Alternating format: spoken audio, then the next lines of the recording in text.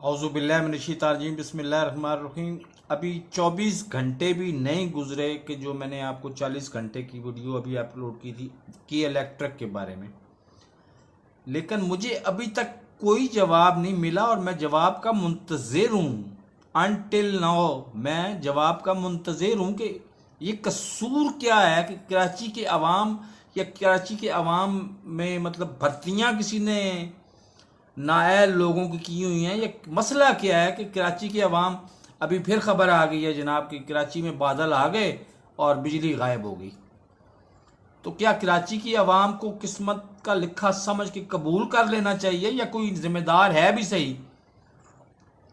मेरे ख्याल में तो के इलेक्ट्रिक ही जिम्मेदार है, और के इलेक्ट्रिक में भर्तियां नाजायज हैं या ठेका नाजायज दिया गया है के इलेक्ट्रिक को या किसी और को।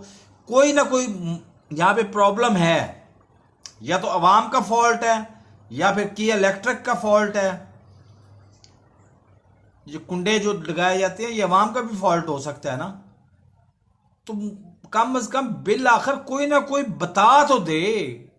कराची के अवाम में से कोई बंदा आके मुझे एक फोन करके बता दे, एक वॉइस मैसेज करके बता दे कि ये हो क्या रहा है।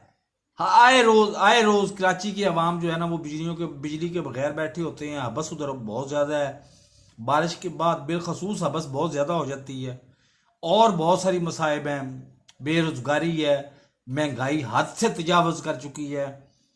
लेकिन ये बिजली का अजाब क्यों है, ये मुझे मेरी समझ से बालातर है।